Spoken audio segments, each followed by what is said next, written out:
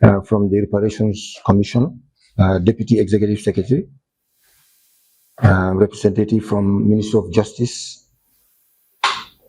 victims and families here present,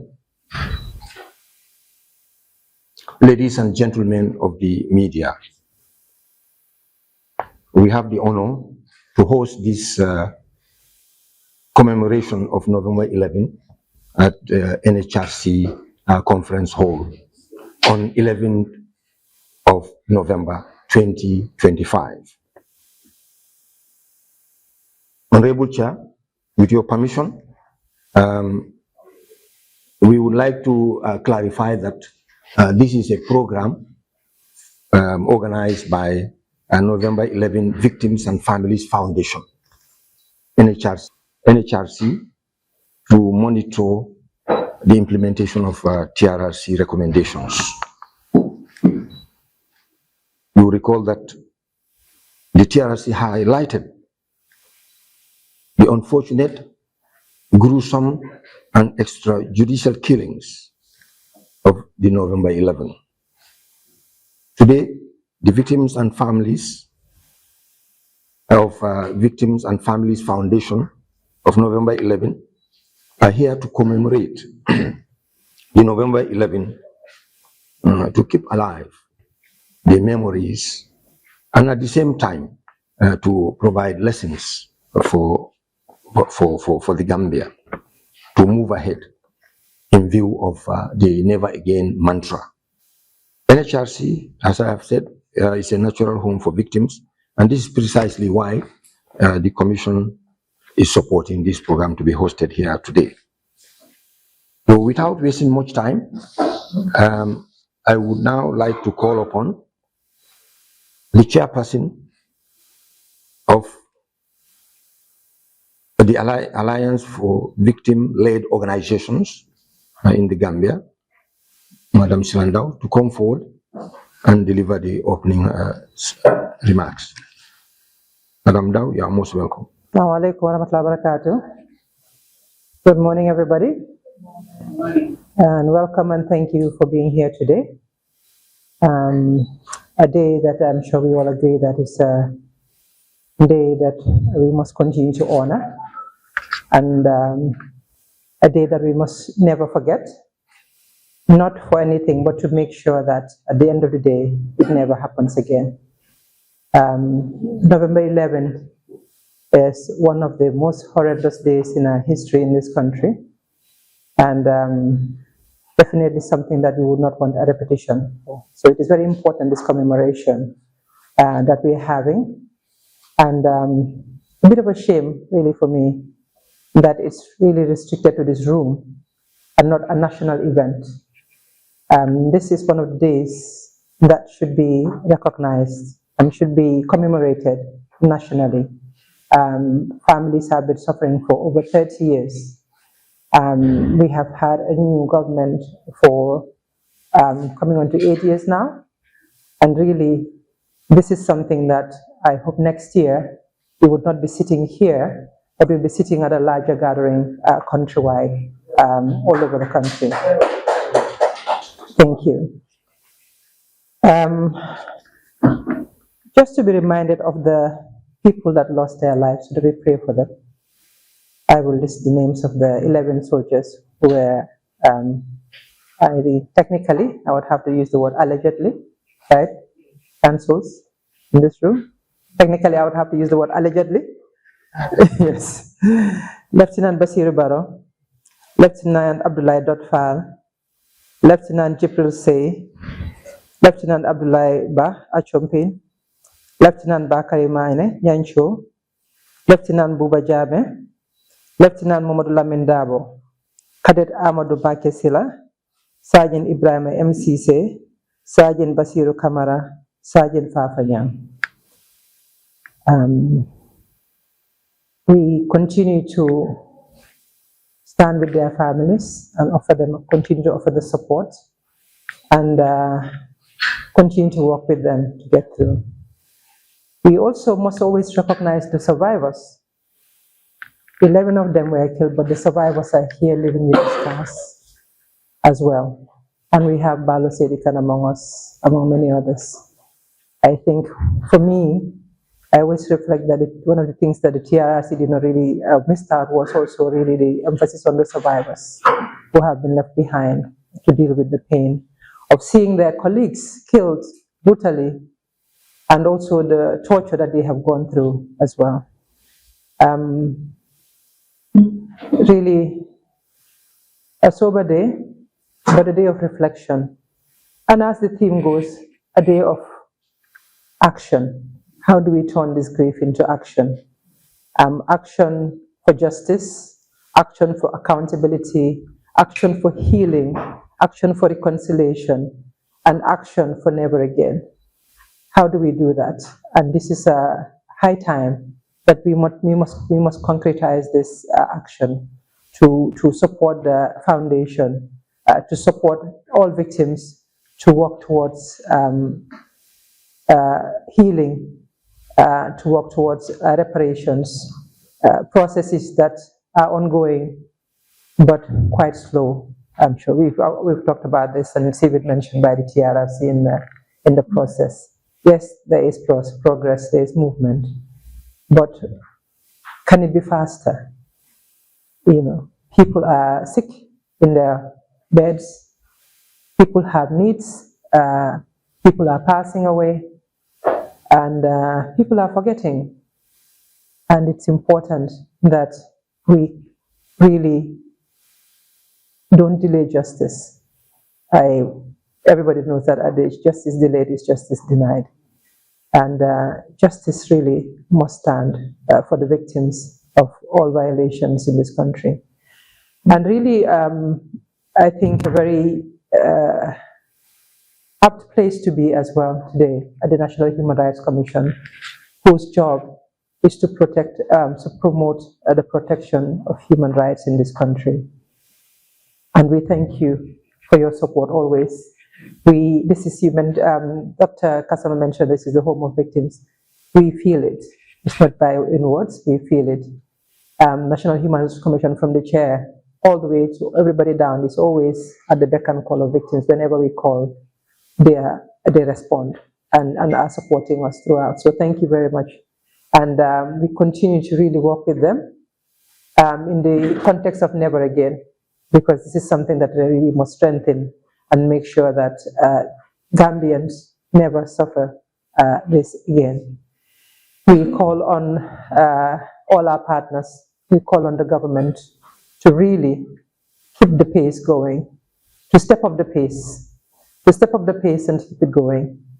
The Reparation Commission is here, and we know that they're doing everything possibly they can, but they need the support to do the job that they have been tasked to do. They need the finances, they need the technical expertise, they need the resources to really move forward with the job that they are doing, something that victims have been waiting for a long time. The accountability mechanisms are in place. Yes, there are challenges globally, but what can we do locally as well? And I think it is also time for all of us, not just the government, to come together and look for practical solutions that we can do in the here and the now, and not have to wait for our partners to sort out themselves before they can sort us out. What can we do? How can we go about it? This is an action point that really we must do, because justice, we cannot keep, justice is already a very long process. If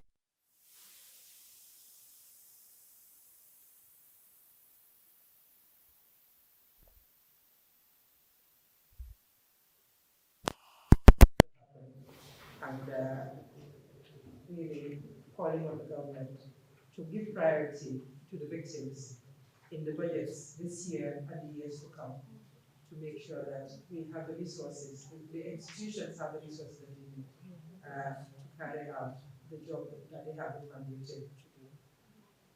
For the victims, it's been a long time. It is not easy when we're sitting here talking about this event. We thank you for your sacrifices, because it is a sacrifice. Every time they tell their stories, they are traumatized. So thank you for your resilience. Thank you for coming up, for showing up when we call. And let's keep it going. Let's not feel tired. Yes, sometimes it's very tiring, but let's not leave it to doing some this the system. But let's be there and stand up and be counted. More of us, the more the merrier, the more the better. Thank you very much, and we hope that from here, this foundation, Balu and your colleagues at the November 11 Victims and Family Foundation will really start working on these action points that we will be coming up from here today, hopefully, and really keep the support going. Thank you very much. Now we proceed with the next agenda item, and that is statement by the Honorable Chairperson of National Human Rights Commission. Honorable Chair, you are welcome. Yes. Good morning, everybody present here with us today. Perhaps I should start with Mr. Balo Sedikan, the organizer here, and I think the chairperson of the November 11 Victims and Family Foundation. Thank you very much for organizing this event. I think we have the National Coordinator of Victim Center here. We have Madam Sirandao wearing many hats, and the Alliance as well. Then we have representative of the post-TRRC unit from the Ministry of Justice. We have representative of the Reparation Commission present with us here. Wave present. Priscilla, you're most welcome. Family members of victims, of survivors, and survivors present here. Colleagues from the media, ladies and gentlemen, and our dear able and dynamic Commissioner Imam Babali, who doubles up as a translator this day. And staff of NHRC, Executive Secretary, Doctor, and members of the media. It is an honor for the NHRC to host this year's commemoration of 11th of November, a very dark and painful chapter in our nation's history. But we must continue to remember. I think that is very important. We have to remember. I think 31 years ago today, I think it's 31 years, a group of Gambian soldiers and officers were accused by the dead military junta of plotting a counter coup. What followed was one of the most shocking acts of brutality in our country's history. Many were summarily executed without trial. There was no due process. Allegedly, you are right, and executed. Their bodies dumped in places like Fajara Barracks, Nyambai Forest, and to this day, some remain unaccounted for. Others were tortured, detained, or forced into exile. These were not just soldiers. They were fathers, they were our brothers, sons, and friends. Their deaths left behind widows, children, and families whose pain has lasted for decades, 31 years. There could be no better place, I really believe, to mark this occasion than here at the National Human Rights Commission. Although I agree with you, Sarah, we need a bigger place where we can have more people attending. But this institution, the NHRC, is mandated to promote and protect human rights and the guardian of the never again promise.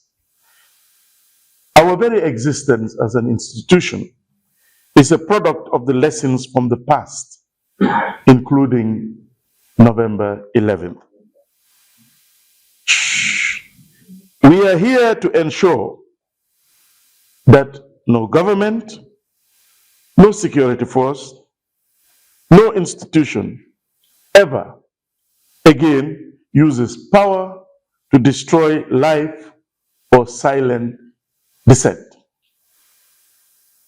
To the families and survivors gathered here today, we honor your pain and your strength. For 31 years, you have carried this burden, demanding truth, accountability, and recognition. Your persistence has ensured that the truth about November 11 must come to light through the 3RRC process. And today our courage continues to remind us that justice delayed must never become justice denied.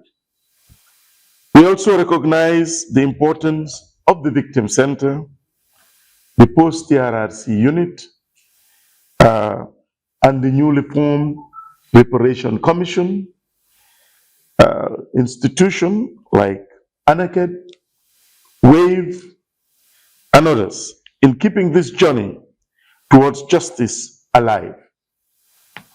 The NHRC will continue to stand with you, to advocate, to monitor progress, and to ensure that voices remain heard.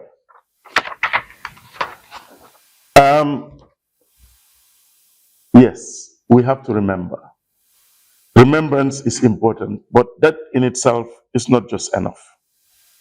The best way to honor the victims is also through action, and speedy action, by ensuring that the rights they were denied become the rights we protect for all. We must therefore continue to seek the truth and identification of all those killed and made to disappear. We must support meaningful reparation for victims and families. We must promote reforms within our security sector institution to prevent a repeat of such abuses. And importantly also, we must teach our young people about these events, that never again is not just a slogan, but a shared national commitment. Ladies and gentlemen, the tragedy of November 11 reminds us that human rights violation weakens a nation. And I think we should learn from this. We easily forget. Acknowledging them is key, and learning from them and ensuring that justice is what makes a nation stronger. Our duty now is to make sure that every life lost becomes a lesson to remember of what happened when fear replaces freedom and when accountability gives way to impunity. I must conclude by saying to the November 11 victims and the November 11 Victims and Families Foundation, by thanking them sincerely for organizing this commemoration and keeping the memory alive. And all of you who keep the memory of life, from Memory House to those who are raising the awareness right across the country, from Kermot Ali to Basse to all over the place. And these are to our partners and colleagues and the media. We thank you for continuing to tell these stories and reminding us of our shared responsibility. Let us together renew our pledge that the Gambia will never again be a country where people are tortured, where people are executed or made to disappear because of politics or just mere suspicion. In conclusion, may the souls of those who lost their lives on November 11, 1994 rest in eternal peace. And may their memory continue to inspire us to defend justice, dignity, and human rights for all. Again, I thank you all for listening. Thank you. So at this point, we are proceeding with the next item on the agenda. And this is a statement from the Reparation Commission. We have the representative here, the Deputy Executive Secretary, Madam Genar Yasin. You are welcome. Thank you. The National Human Rights Commission and commissioners present, leadership of AVLO, Ms. Sirandao, Victim Center, Mr. Jom, Weave, Priscilla, who's present here with us today, representative of the post-CRRC unit, the November 11 Victims and Family Foundations Association, Mr. Sidi Khan, families, friends of victims of November 11th. I am Genar Yasin Jeng. I am the Deputy Executive Secretary of the Reparations Commission of the Gambia. First, I'd just like to share some words from our chairperson, who sends his apologies because he was unable to make it here today. He has another commitment in North Bank, which is why he's not here to give his statement, and I'll be doing that on his behalf. However, I also have sort of an easy task because I get to follow Chairman Juve's speech, and his speech was very comprehensive, and that makes it easier for me to just summarize everything we wanted to say. So for those who are not aware, the Reparations Commission is one of the recommendations of the TRRC. And our mandate is to provide reparations for the victims and survivors of the previous regime. That's people who went through human rights violations between July 1994 to January 2017. And I would like to take this opportunity to thank all of the victims' organizations, from AVLO, Victim Center, WAVE, all of the organizations. You make up our key stakeholders, and you have been very helpful since we have set up the commission in providing us with information and making sure that we're sticking to our mandate and doing the work that we're supposed to do. Just so everyone also knows that we provide reparations in terms of compensation, which is monetary reparations. We also provide rehabilitation, which is medical support for people who need it, and also restitution, which could come in the form of educational support, etc., community support to victims' communities. We have a victim support officer currently at our office here in Kotu. All victims are encouraged to come over to the office to provide us with their information to register.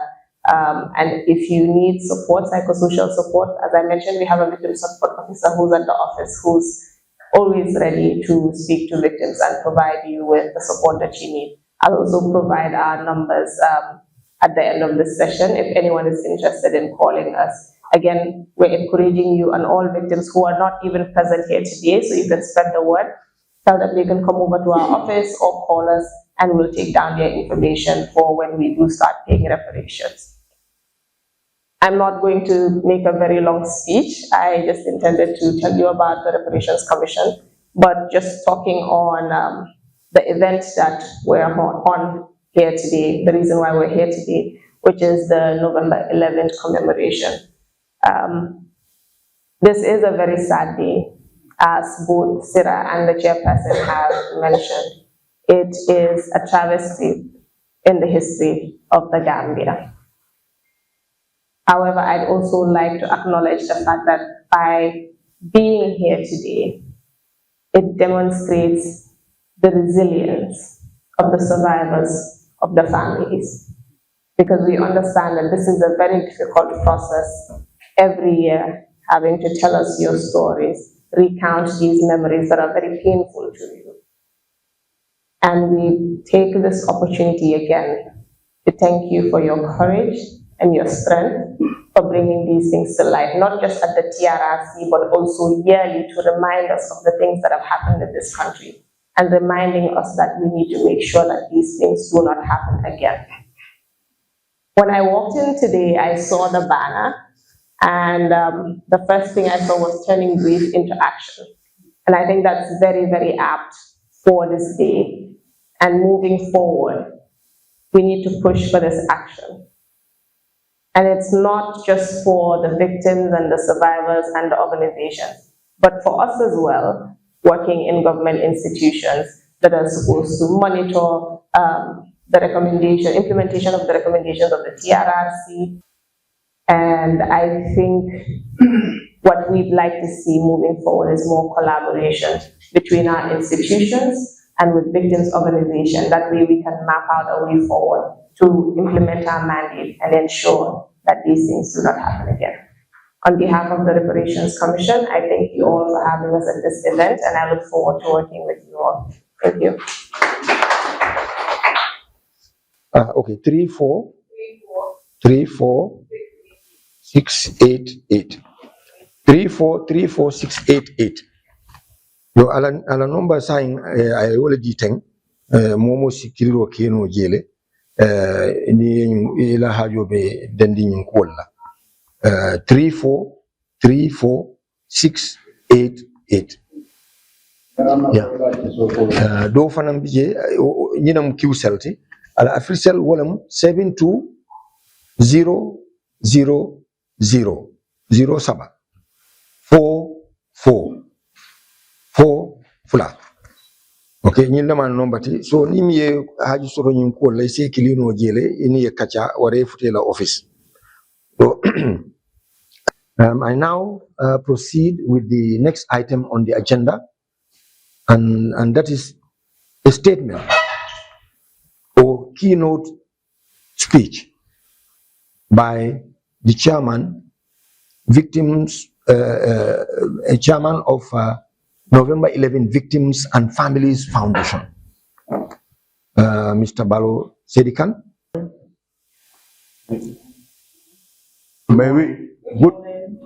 May we have a minute of silence?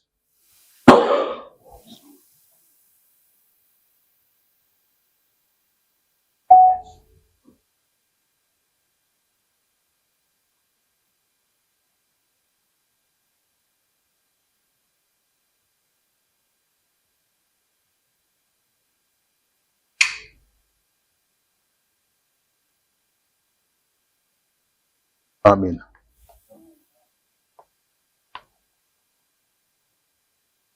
Chairman, National Human Rights Commission, Chairman, AVLO,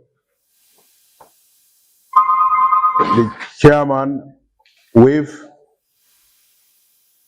National Coordinator of the Victim Center, ladies and gentlemen,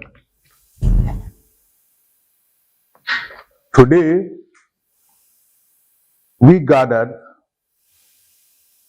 to reflect on a somber and pivotal moment in Gambian history.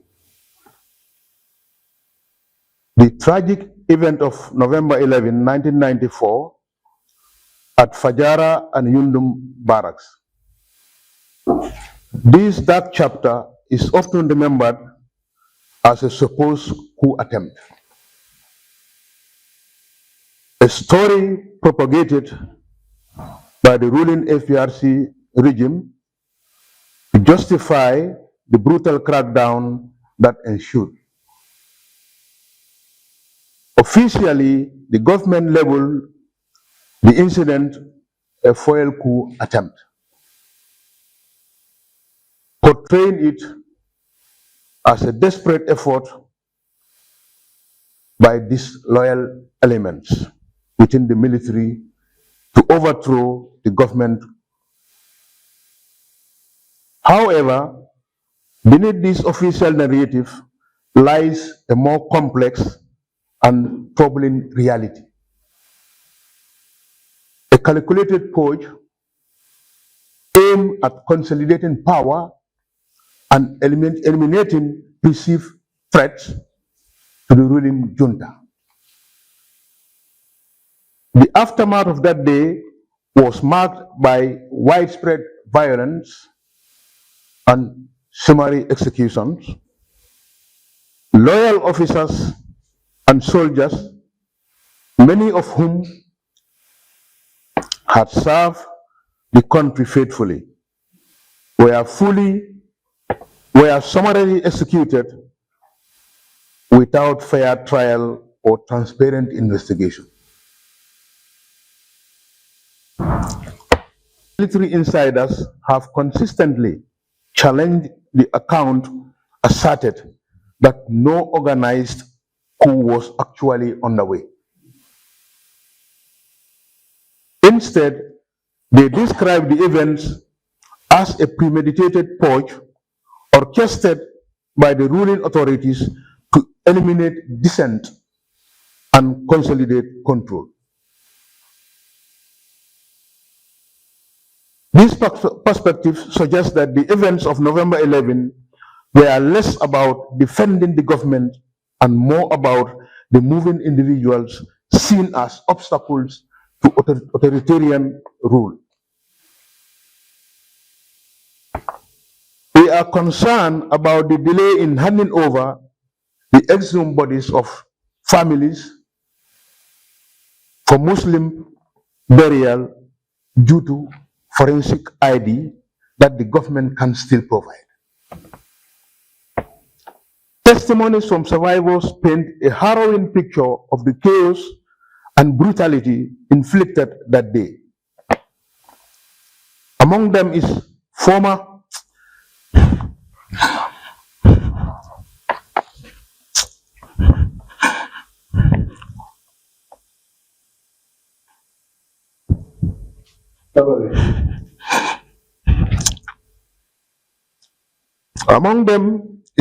Lance Corporal, Abdullah Yedabu, who recounts how soldiers were summoned to the barracks on the false pretense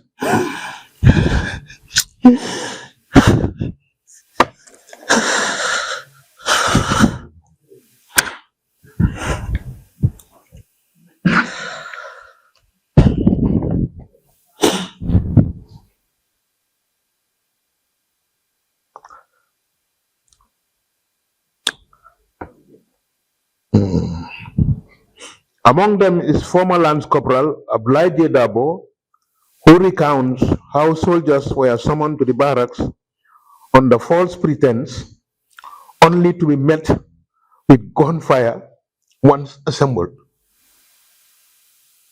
Dabo recalls that he was accused of attempting a coup, an allegation he vehemently denies. He described how he was forcefully paraded naked before being shot at, managing to survive only by fainting death amidst the chaos. His account underscores the brutality and lack of due process that characterized the event.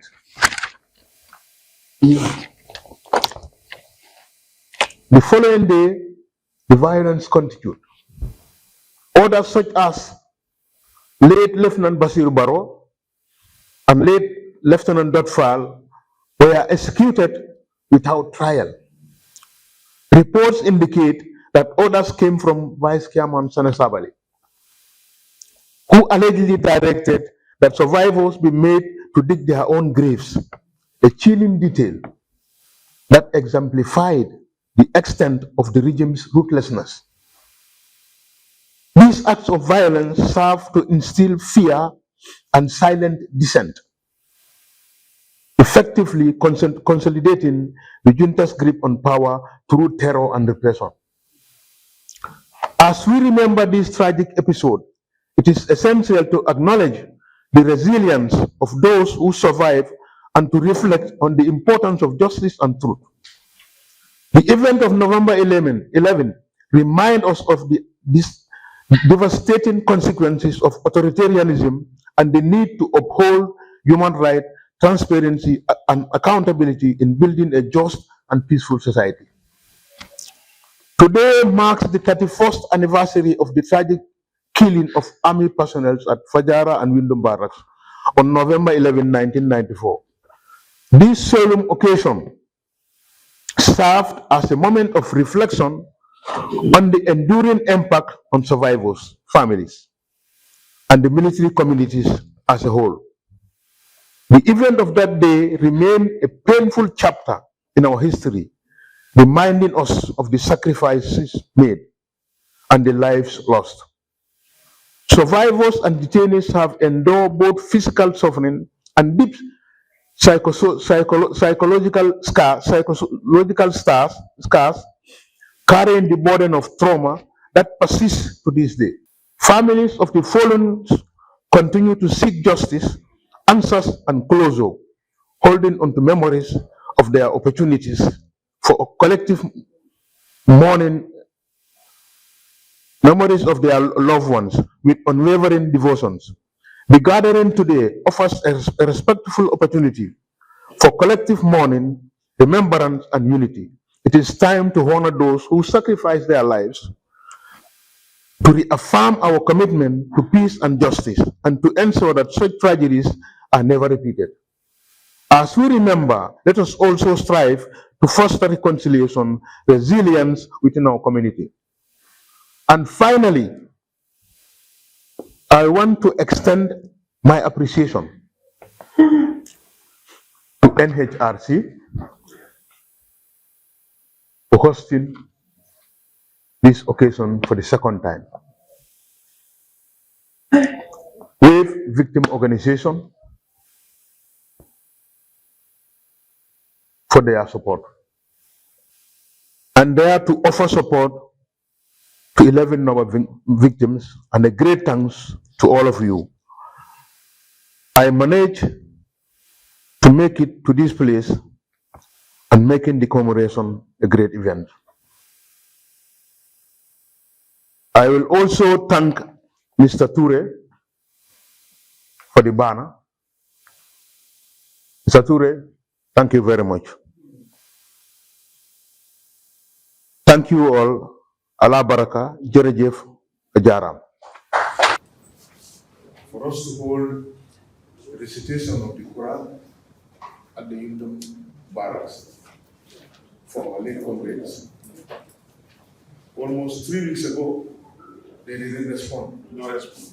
Yeah. And the reason why we wrote to the Army High Command was the CDS went to Rwanda and went to visit the memorial. In Rwanda, what about in Gambia? Fellow soldiers like the very day I was released, I'm coming, the very day I was released from Mile 2, I was playing draft with Maman Cham. Chongan was sitting aside. I was playing draft with Maman Cham. All of a sudden, yes. All of a sudden, Thomas Jaju came in and called me and said, Serigan, get ready, you are going home. Like, start shaking their hands. So if that Mama Cham today is the chief of staff, and on the 6th September 1994, his torture, together with Chonga and RSM Jen, we all know what they went through. So that was why, when I read that on the internet, I said, okay, look, we have to write to this guy so as we be given a chance to pray for our comrades. But up till today, they didn't respond. So, this is the kind of situation we have in this country. So, when do we think the victims that are reconciliation? If we feel up till today, there is no provision for us, what do we do? We can't always be sitting there watching, waiting. We need a closure. Thank you very much. Yes, ladies and gentlemen, family members, survivors, and friends. On behalf of the organizing committee of the November 11 Victims and Families Federation and our host, the National Human Rights Commission, I stand before you to express profound gratitude at the conclusion of today's solemn commemoration of the tragic events that unfolded on November 11, 1994 at the Fajara and Yugu barracks. As part of commemoration initiatives, today we gathered to remember a dark and pivotal moment in Gambian history. We continue to express solidarity with survivors, families, and all those who bear the trauma and scars of that tragic day. We are affirming our resolve to promote reconciliation, transparency, and accountability. To the family members and survivors, we deeply commend your remarkable resilience and unwavering strength, despite the prolonged delays in achieving justice, accountability, and closure. I thank all of you for your presence, your reflections, and your commitment to this cause. We also appreciate the media's role in raising awareness and spotlighting developments in the ongoing transitional justice process. To all who are here and those who are supporting from a distance, your dedication ensures that the memories of those who lost lives and those who are suffering and in pain continues to be honored. Thank you, and God bless us all.